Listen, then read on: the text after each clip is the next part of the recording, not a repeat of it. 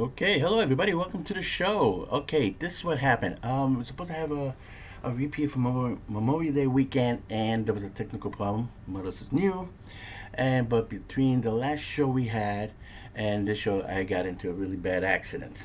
Um, so this is gonna. I'm trying to put something together for this coming weekend for Dominion. Jurassic World. And I'm going to try to do my best, try to put something 10, 15 minutes, try to put something for the mothership. That's our main channel, our Manhattan Neighborhood Network. We're going to try to do a new show to wrap up, um, well, basically, the need for speed. I'm doing it this way, the old fashioned way, just holding things up. This is the original um, Top Gun, okay, with the latest installment of J World. This is like the best one of the trilogy. I'll be getting to the reviews, and then a couple other things I want to mention real quick.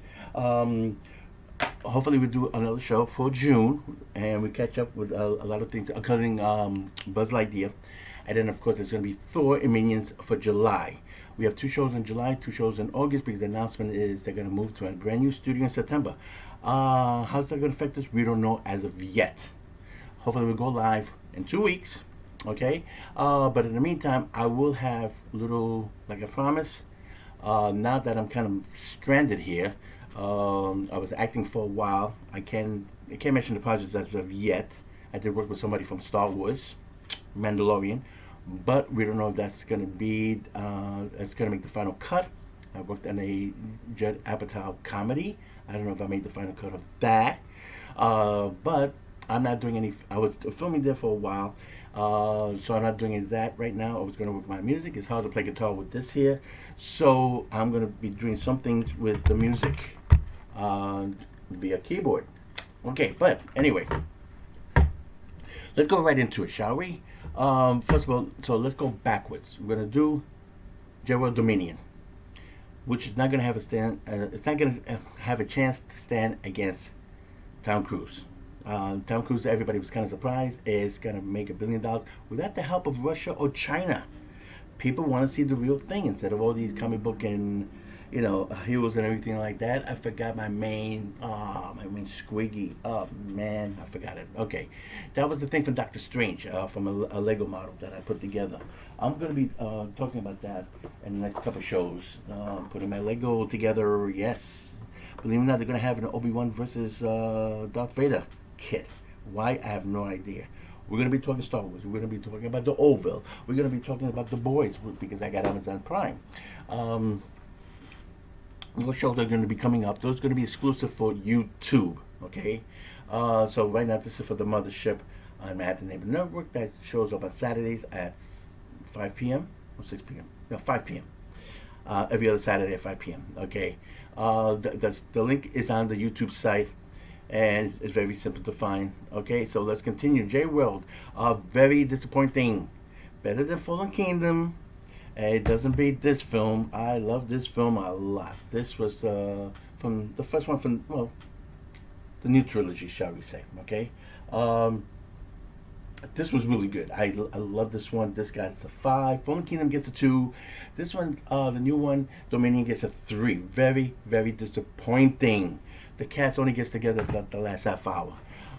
If you saw the trailer, this is spoiler free, by the way. If you saw the trailer, you see most of the movie.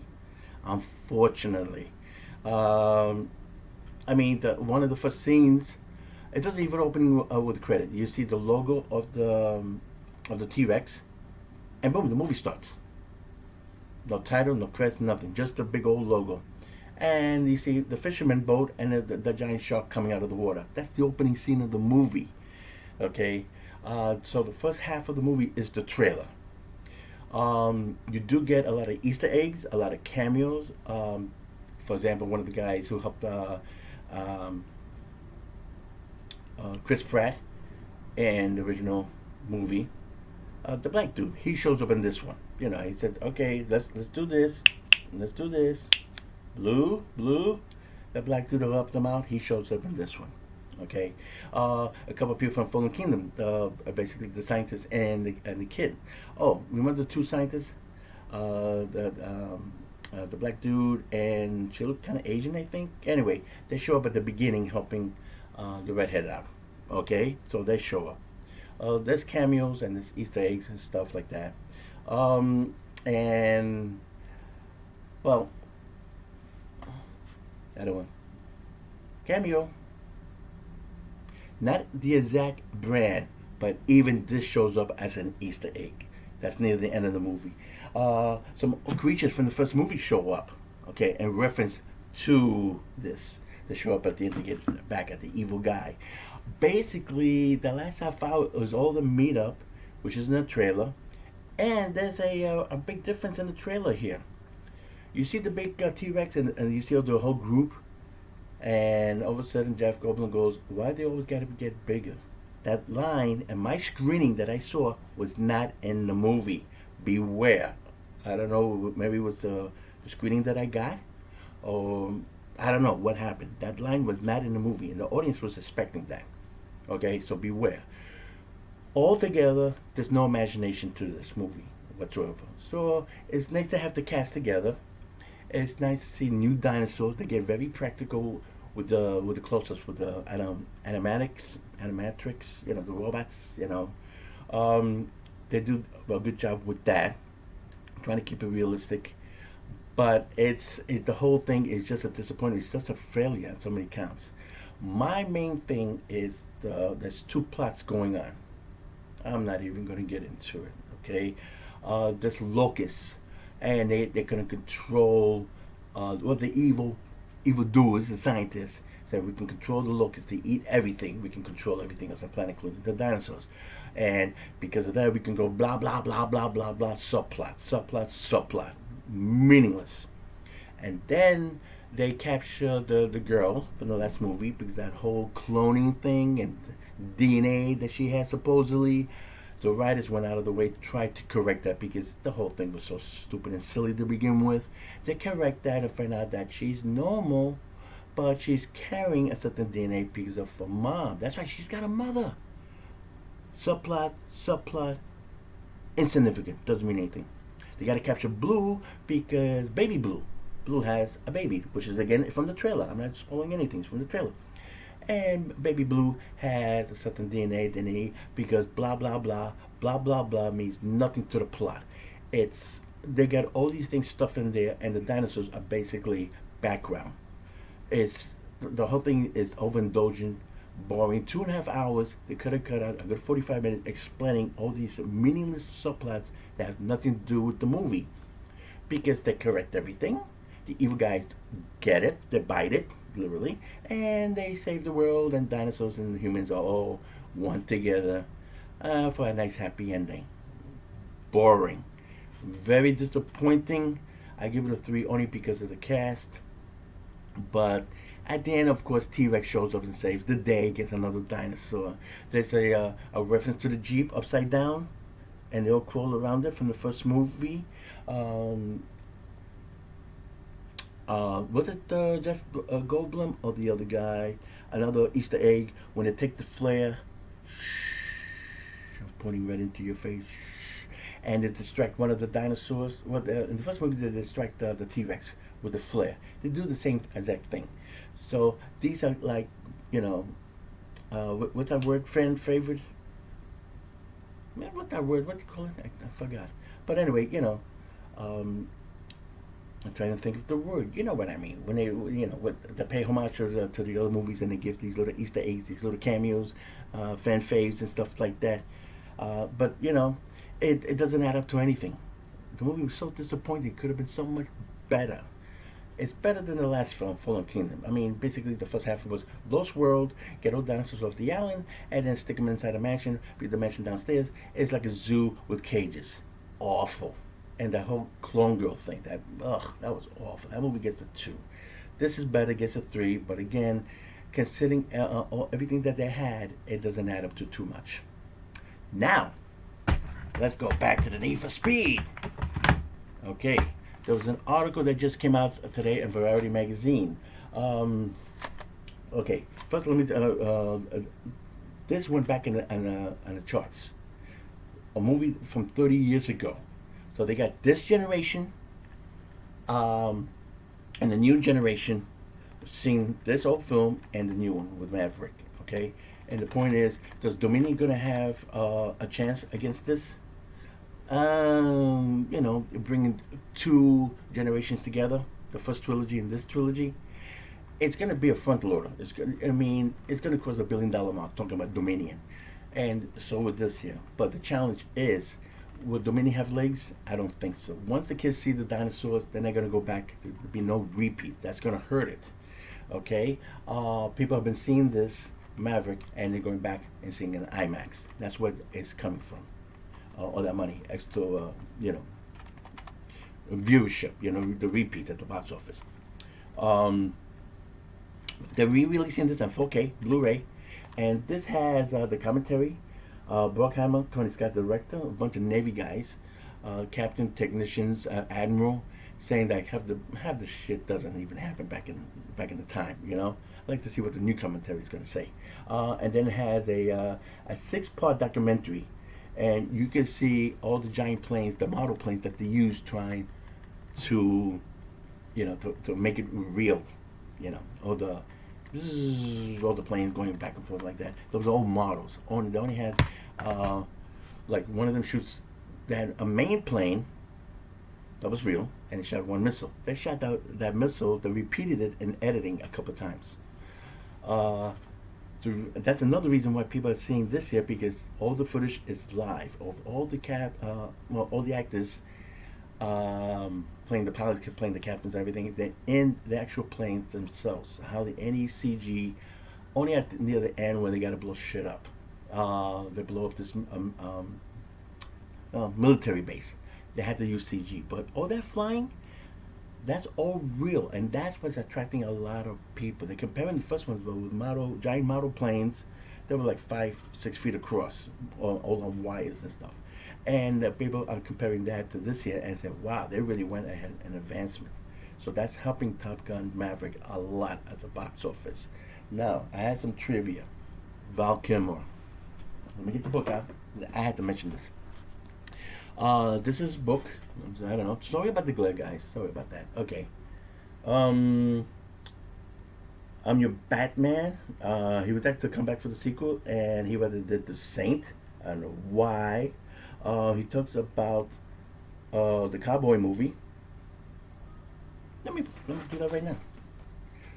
A role he should have got Oscar nominated for Best Supporting Actor, and that was for Tombstone. I love this picture. Maya, can you see that correctly? Yeah, Val Kilmer. He played Doc Holliday. He should have got nominated for Best Supporting Actor. He basically steals the film. Great cast, great film. Kurt Russell actually finished the film, believe it or not. Okay, but I'm going to go more detail further down the road. And the book, I'll put a little bookmark here. I don't know if you can see that. Okay, and the bookmark says, oh, slippery. Now I lost my bookmark. I wanted to read the actual paragraph where he says. Let me get to that little paragraph right there. And if I can. Come on. Nope, wrong page. Jeez. I really want for you guys to hear this from.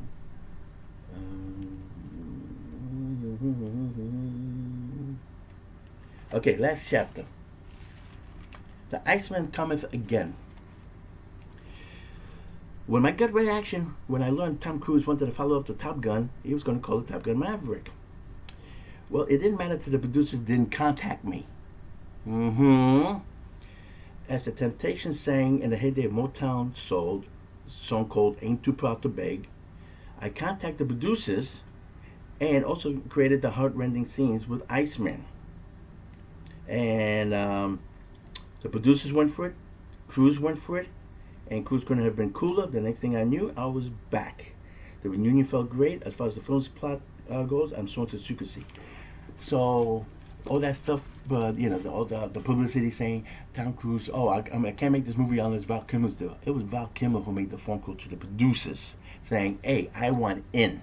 From a lot of times with these publicity marketing campaigns, they said, oh, Tom Cruise wants Val Kilmer. Val Kilmer had to call up people and say, hey, I want in. Don't leave me out. Okay? Anyway, Tombstone with that.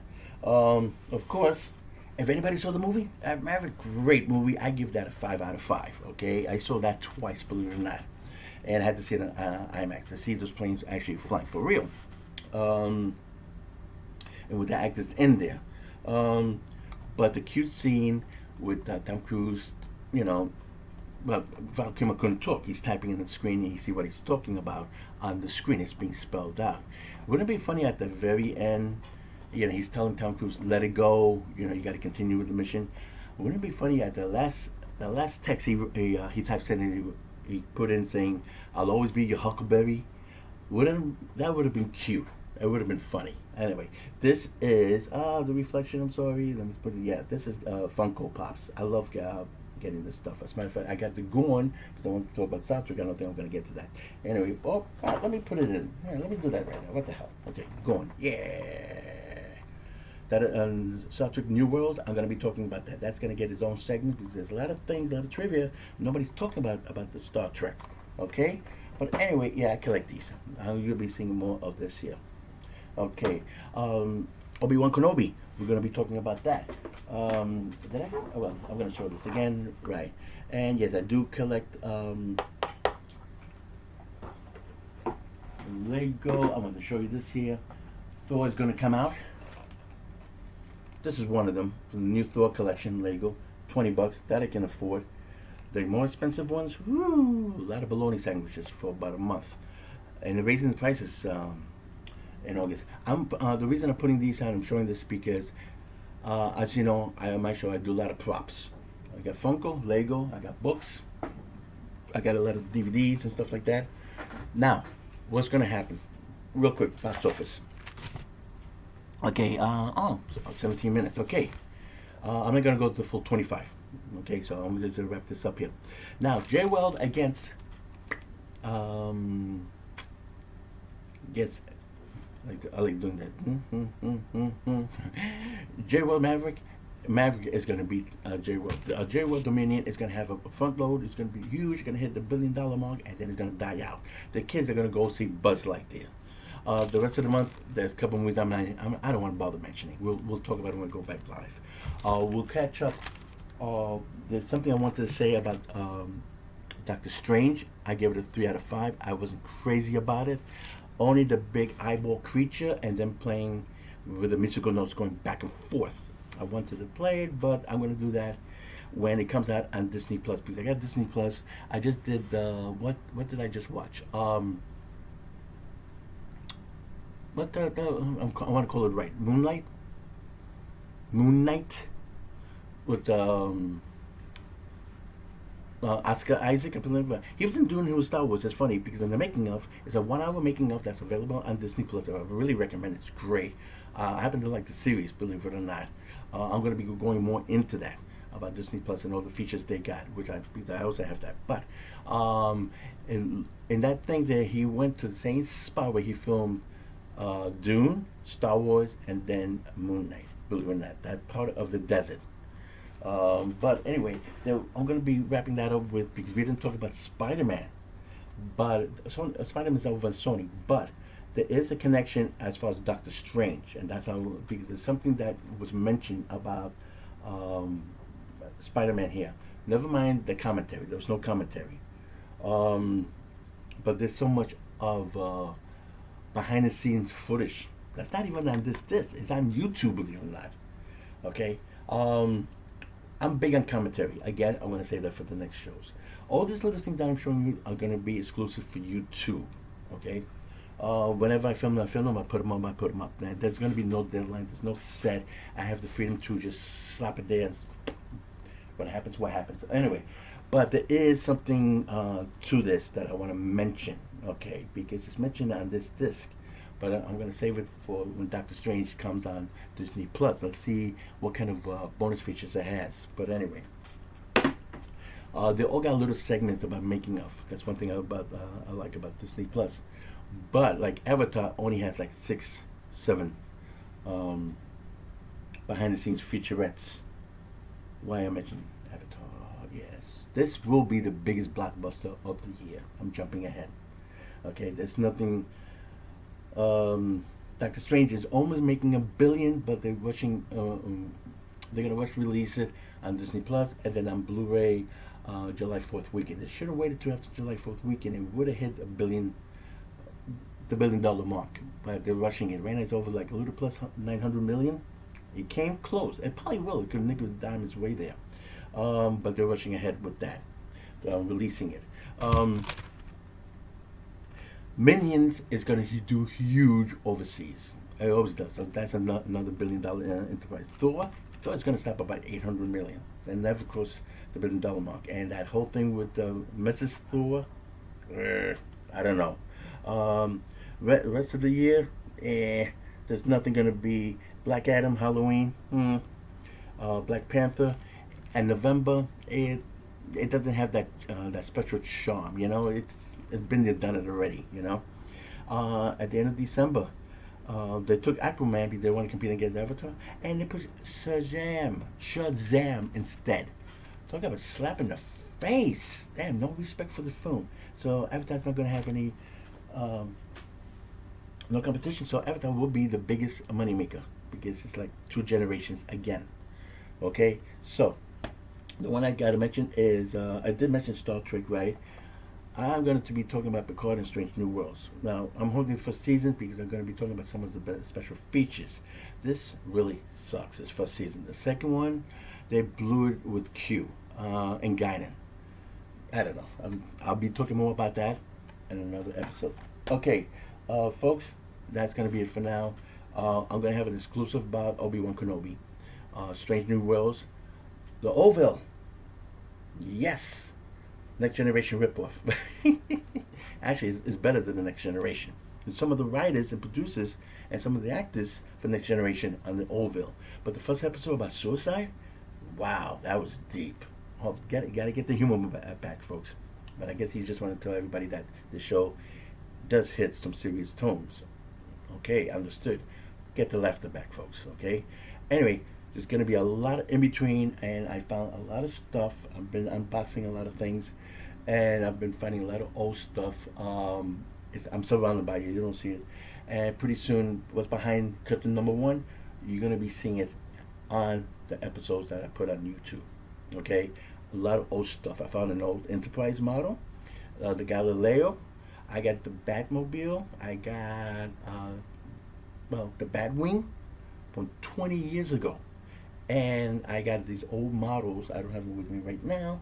That I took pictures, and they happen to be in a warehouse, in the family house down south. I'm going to be posting all that. August is going to be a dead month. We're going to be celebrating 33 years in July, and then going into August, I'm going to be posting all this stuff, showing all the props and all the things that I've been putting on the shows all these years. Okay, I got Yodo up there, but it should have been over here. Okay, I missed that opportunity. But you're going to be seeing a lot more of this stuff. Anyway, everybody, okay, what time is it? Okay, 23 minutes, that's it. I'm done. Thanks for everybody for watching all these years. We're going to be celebrating 33 years on Manhattan Neighborhood Network. And hopefully we'll be back with a new live show at the end of June. Not to show the date, but watch the YouTube shows. They're going to be like 5-10 minute little intervals, and then you'll get the news there. Everybody, thanks for watching. Thanks for supporting. Don't forget to go to the YouTube channel. Just type in Videoland Express, 2 words, and subscribe and like. And because if I don't get that, I don't get those numbers, this will be a 33 years, and it will be our last year. That's up to you guys. Like I said, I'll be going back to acting full time once I get this out of the way. And you will hear original music. But that's the announcement. It's going to be more detailed in the next couple of shows coming down the line. Okay, folks. See you then. Thank you.